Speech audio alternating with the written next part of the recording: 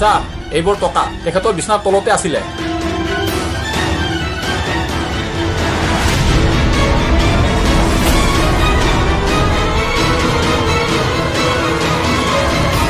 অৰুন্ধতীৰ খবৰে গোটেইখন ৰজন জনাই তুলিলে।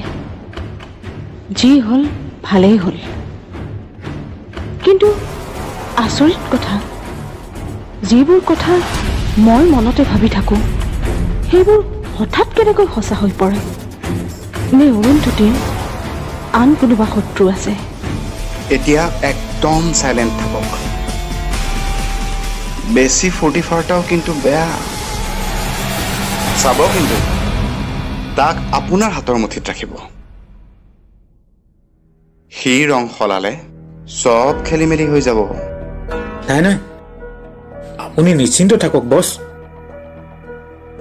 সি মোৰ ল'ৰা, তাক কেনেকৈ কণ্ট্ৰল কৰিব লাগে সেয়া মই ভালদৰে জানো। শুনকচোন, মোক পুলিচে ইণ্টাৰগেশ্যন কৰাৰ কিবা চান্স আছে নেকি বাৰু? আৰে কমপ্লেইন আপুনি কৰিছে, ভিডিঅ' ফুটেজটোতো আপুনিয়ে আছে, আপোনাকতো জেৰা কৰিবই। কিবা খেলি মেলি নহয়তো? যদি আপুনি একো খেলি মেলি নকৰে তেন্তে কোনো প্ৰব্লেম নাই, একদম নৰ্মেল থাকিব। মই আপোনাক যি যি ক'বলৈ কৈছোঁ বাছ সেইখিনি কথাই ক'ব, বুজিলেতো? অঁ বুজিলোঁ বুজিলোঁ। ৰাখো এতিয়া, বাকী কথাবোৰ পাছত পাতিম। অঁ ঠিক আছে। ঠিক আছে।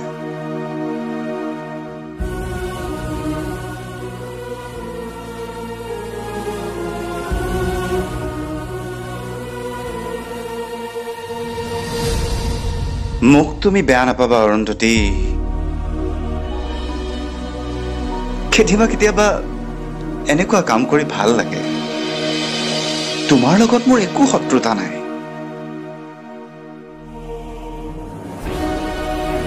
কিন্তু আদিক হৰুৱাবলৈ তুমি হাৰিবই লাগিব। আৰু তোমালোকৰ পৰাজয় মানে এই অভয় গোস্বামীৰ জয়।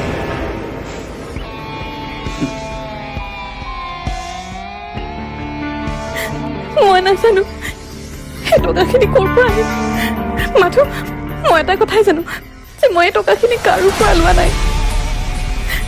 কিন্তু সেই পইচাখিনিৰ মাজত 3 লাখ টকা সেয়া মোৰ নিজৰ পইচা। দৰকাৰ হ'লে আপুনি মোৰ একাউণ্টৰ বেংকৰ ষ্টেটমেণ্ট নিজে চেক কৰি পেলাই তাতে হিচাপ নিকাচ পাই যাব। আপুনি মিছা মাতিছে মিছেছ অৰুন্ধতী। এই ভিডিঅ' ফুটেজত সেই মানুহজনৰ পৰা টকা লোৱাটো আপুনি নৈ কৰিব নোৱাৰে। এই কেমেৰাইটো মিছা কথা নকয়। সেই পইচাখিনি মই কি কাৰণে কি পৰিস্থিতি লৈছিলো আপুনি হয়তো নাজানে, কিন্তু কিন্তু এই পইচাখিনি যে মই বৰঠাকুৰ বোলা মানুহজনৰ পৰা লৈছো সঁচা কথা, আৰু মই টকাখিনি ঘূৰাইও দিছিলো। ইয়াৰ কিবা প্ৰমাণ আপোনাৰ হাতত আছে? নাই, কোনো প্ৰমাণ নাই। মই কওঁ শুনক, আপোনাৰ অফিচৰ নতুন প্ৰজেক্টৰ কামখিনি বৰঠাকুৰ নামৰ মানুহজনক দিম বুলি আপুনি ঠিক কৰিছিল। সেইবাবে আপুনি মানুহজনৰ পৰা টকা ডিমাণ্ড কৰিছিল। ইমান ডাঙৰ কামটো নিজৰ হাতৰ মুঠিত আনিবলৈ সি আপোনাক পইচাও দিছিল, যিটো এই ভিডিঅ' ফুটেজত আবদ্ধ হৈ আছে। আপুনি কোৱাটো সঁচা, তেওঁক আপুনি পইচা ঘূৰাইও দিছিল। বৰঠাকুৰে আমাক সেইখিনি কথাও কৈছিল, কিন্তু আচল ৰহস্য তাতেই। আপুনি কি ৰহস্য কথা কৈছে? সঁচা কথাখিনি আপুনি নিজে স্বীকাৰ কৰিব নে আমি বেলেগ ব্যৱস্থা ল'ম?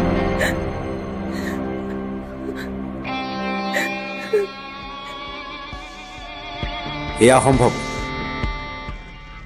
অৰুন্ধতীয়ে কেতিয়াও এনেকুৱা কাম কৰিব নোৱাৰে। তাইক কোনোবাই ফচাইছে, আৰু মই জানো এই কাম কোনে কৰিছে। কোনে?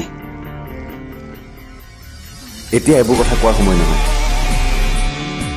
মই আচৰিত হৈছো, এই ঘৰখনৰ পৰা এজনী বোৱাৰীক পুলিচে এৰেষ্ট কৰি লৈ গ'ল, আৰু তোমালোক হাত সাৱটি চাই আছিলা। হাত সাৱটি বহি নাথাকি কি কৰিব লাগিছিল? এজনী ক্ৰিমিনেলৰ পক্ষ লৈ পুলিচৰ ভৰিত পৰিব লাগিছিল। তাই যে ডাঙৰ ভুল কৰিছে তাৰ শাস্তি তাই পাবই ইয়াত আমি চিঞৰ বাখৰ কৰি আমাৰ সন্মান লাঘৱ কৰিব নোৱাৰোঁ আপোনাৰ সন্মান আপুনি নিজৰ লগত ৰাখক আপোনালোক কোনেও একো কৰিব নালাগে যি কৰিম মই নিজে কৰিম দৰকাৰ হ'লে মই মৰি যাম কিন্তু অৰুন্ধতীক মই একো হ'ব নিদিওঁ আৰু এটা কথা মোৰ পত্নী ক্ৰিমিনেল নহয় যোনে তাইক ক্ৰিমিনেল সজাইছে মই কাকো সোধাই নিৰো এফালৰ পৰা চবকে শেষ কৰি যাম হাদি হাদি হে তাক ৰখাওকচোন খঙতে কি কৰিব একো ঠিক নাই হেৰি আপুনি নুশুনে কিয় ইয়াত শুনিবলৈ কি আছে তোমাৰ ল'ৰা বলিয়া হৈছে বলিয়াটো হ'বই তাৰ মৰমৰ পত্নীয়ে ইমান ডাঙৰ উপহাৰ এটা দিব বুলি সেইটো চাগে সপোনতো ভবা নাছিলে এই বলিয়া মানুহক লেকাম লগাই লাভ নাই যি ইচ্ছা তাকে কৰিবলৈ দিয়া ময়ো চাওঁ সি অকলে কি কৰিব পাৰে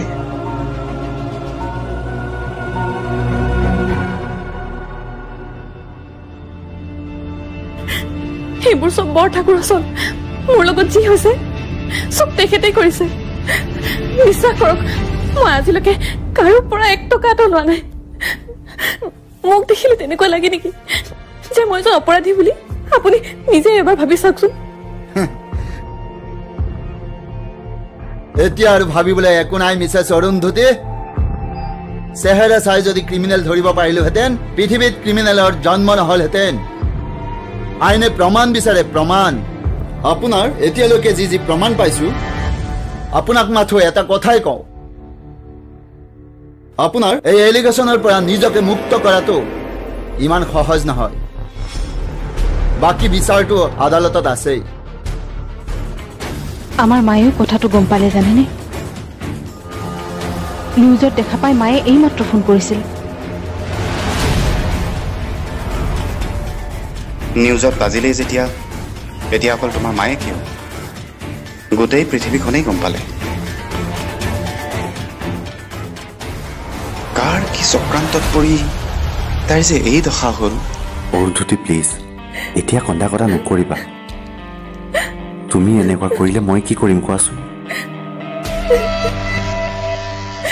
তোমাৰ লগত যে কোনোবা ইমান ডাঙৰ ষড়যন্ত্ৰ কৰিব পাৰে মই সপোনতো ভবা নাছিলো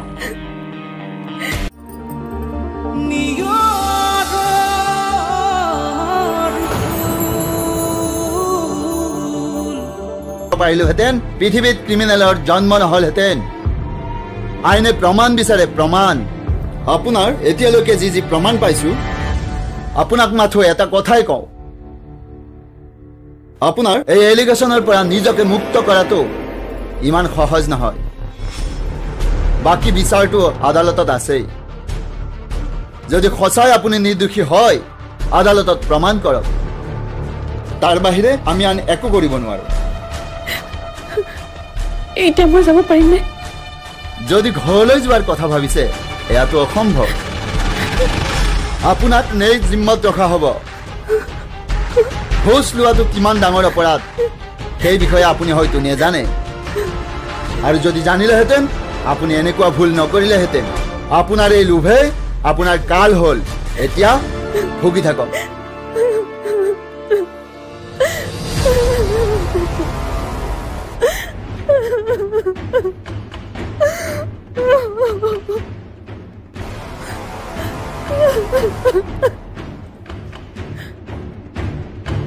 হ'ব দে মা ৰাখো এতিয়া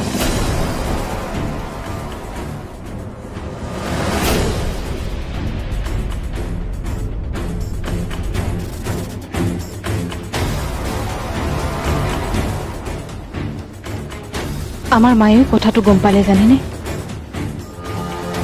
নিউজত দেখা পাই মায়ে এইমাত্ৰ ফোন কৰিছিল নিউজত বাজিলেই যেতিয়া এতিয়া অকল তোমাৰ মায়ে কিয় গোটেই পৃথিৱীখনেই গম পালে কাৰ কি চক্ৰান্তত পৰি তাইৰ যে এই দশা হ'ল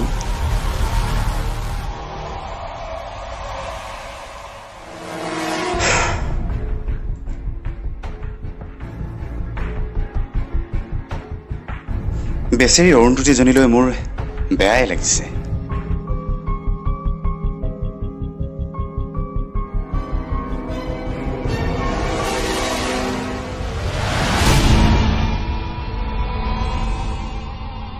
আপোনাৰ বেয়া লাগিব পাৰে, মোৰ কিন্তু আজি অকণো বেয়া লগা নাই।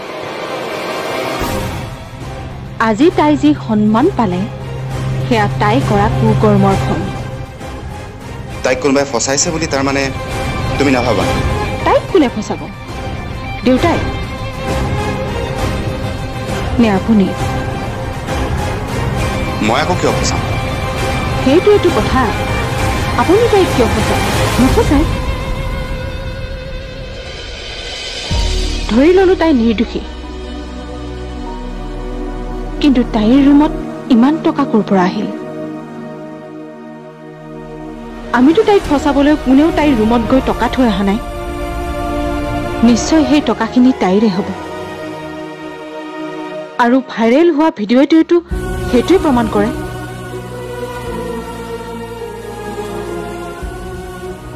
Everything is perfect. সকলোৰে চকুত এতিয়া তাইহে দোষী। তাৰমানে মোক সন্দেহত কোনেও নলয়। মুঠতে তাই যি কৰিলে বহুত বেয়া কৰিলে।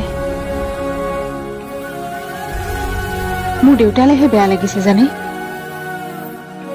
এই কথাটোৰ বাবে মানুহজনে যিমান লাজ পাইছে তাতকৈ বহুত বেছি দুখ পাইছে। দেউতাৰ বাবে ময়ো তাইক কিবা এটা সহায় কৰিব খুজিলেও আগবাঢ়ি যাব নোৱাৰো। কি যে কৰো নহয় ভাবিয়ে পোৱা নাই। ভাবিবলৈ একো নাই, দেউতাই যি কৈছে তাকে কৰক।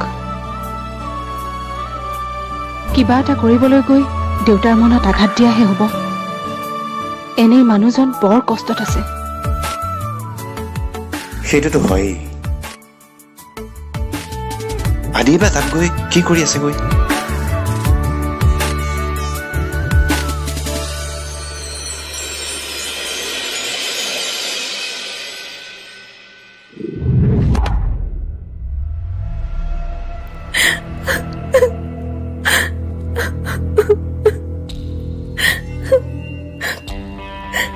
অৰুন্ধতী প্লিজ, এতিয়া কন্দা কটা নকৰিবা। তুমি এনেকুৱা কৰিলে মই কি কৰিম কোৱাচোন? তোমাৰ লগত যে কোনোবাই ইমান ডাঙৰ ষড়যন্ত্ৰ কৰিব পাৰে মই সপোনতো ভবা নাছিলোঁ। তেতিয়া যদি তুমি মোক সেইবোৰ কথা ক'লা হয়, অন্ততঃ আজি এইবোৰ দিন দেখিব লগা নহ'ল হয়।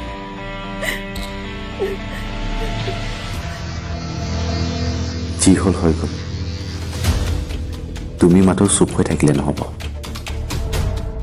এইবাৰো তাই আপোনাক নিজে কাম দিম বুলি কৈছিলেহে, আৰু দিম বুলি কোৱাৰ একমাত্ৰ কাৰণ আছিল মই দিয়া অফাৰটো। আৰু মই আগতেই জানিছিলোঁ তাই মোৰ অফাৰটো যিকোনো মুহূৰ্ততে লাষ্ট মাৰি দিব পাৰে। পইচাখিনি যে মিনিষ্টাৰে ল'ব কৈছিল তুমি ক'ব লাগিব। নহয় আদি, আপুনি বুজিবলৈ চেষ্টা কৰক। মিনিষ্টাৰৰ কথা কোৱাৰ লগে লগে কথাটো আৰু বেছি জটিল হৈ পৰিব। হয়তো মই ইয়াৰ পৰা ওলাবই নোৱাৰিম।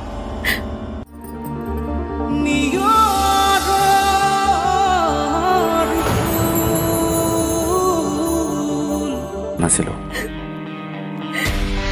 তেতিয়া যদি তুমি মোক সেইবোৰ কথা ক'লা হয়, অন্ততঃ আজি এইবোৰ দিন দেখিব লগা নহ'ল হয়।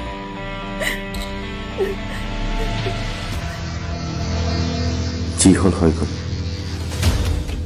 তুমি মাত্ৰ চুপ হৈ থাকিলে নহ'ব। পইচাখিনি যে মিনিষ্টাৰে ল'ব কৈছিল তুমি ক'ব লাগিব। নহয় আদি, আপুনি বুজিবলৈ চেষ্টা কৰক। মিনিষ্টাৰৰ কথা কোৱাৰ লগে লগে কথাটো আৰু বেছি জটিল হৈ পৰিব। হয়তো মই ইয়াৰ পৰা ওলাবই নোৱাৰিম। তেনেকুৱা কিবা এটা যদি হয়, মোৰ চাকৰিটো এনেও নাথাকিব।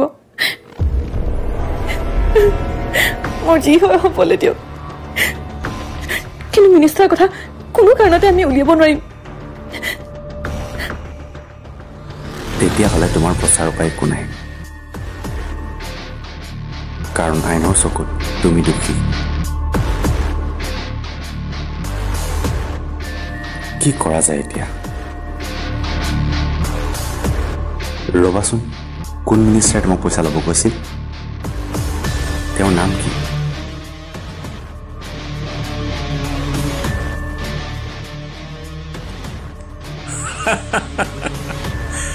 মিনিষ্টাৰজন আন কোনো নহয় মই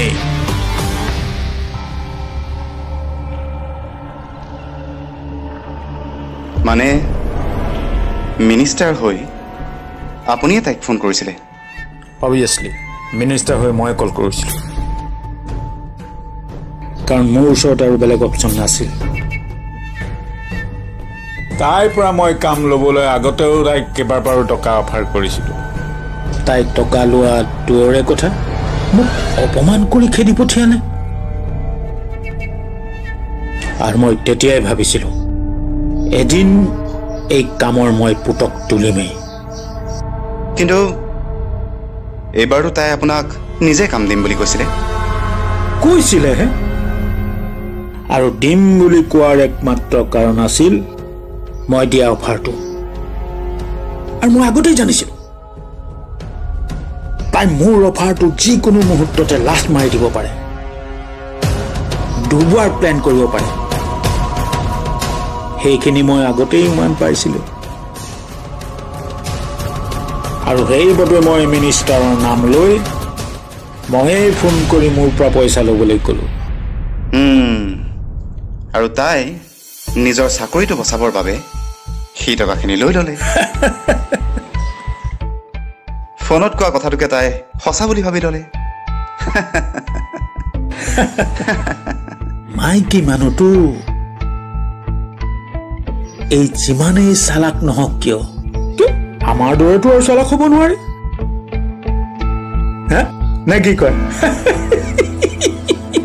একদম ৰাইট